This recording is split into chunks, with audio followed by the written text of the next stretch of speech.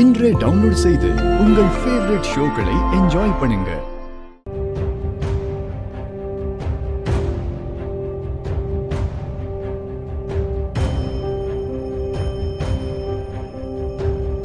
Sorry Vishal.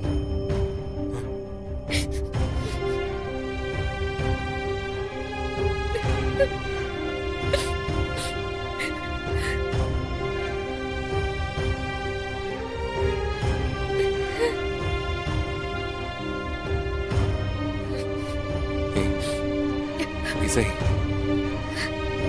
என்கிட்ட எதுக்கு சாரிலாம் கேட்குறேன்?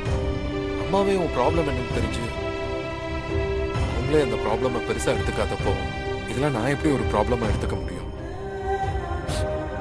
இருந்தாலும் உன்கிட்ட போய் இவ்ளோ பெரிய விஷயத்தை மறைச்சதுக்கு சாரி. சாரி லிசன் இசை, இசை இசை, வேணும்னு இங்க பாரு, பண்ணல. இங்க பாரு, எனக்கு உன்னை பத்தி நல்லாவே தெரியும் இசை.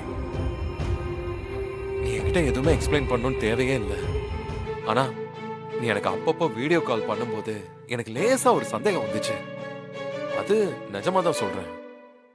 ஆனா உனக்கு இப்படி ஒரு பெரிய ப்ராப்ளம் இருக்குன்னு நான் சத்தியமா நினைச்சு கூட பார்க்கல இசை. இல்ல விஷால், ஹால்ல சிந்தாமணி அக்கா சொன்ன ஒவ்வொரு விஷயமும் சரிதான்.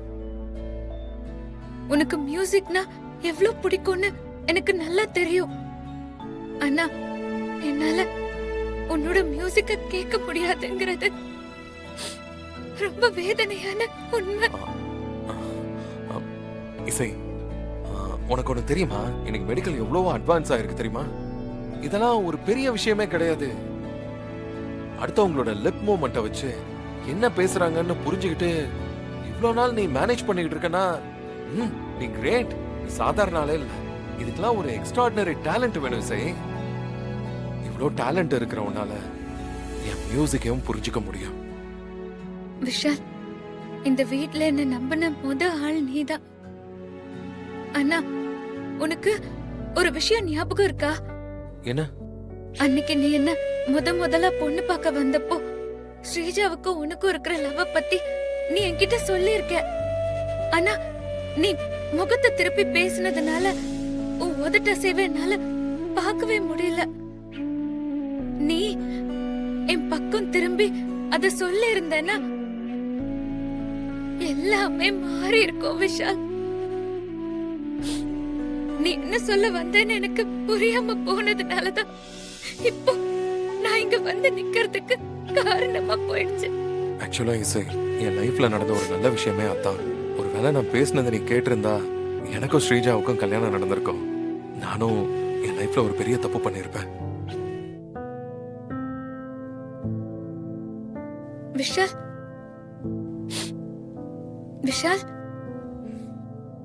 என்ன யோசிக்கிற விஷால்?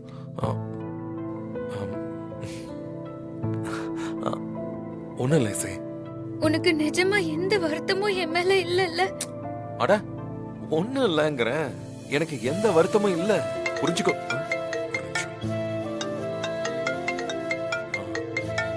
சரி, ஒரு முக்கியமான கால்.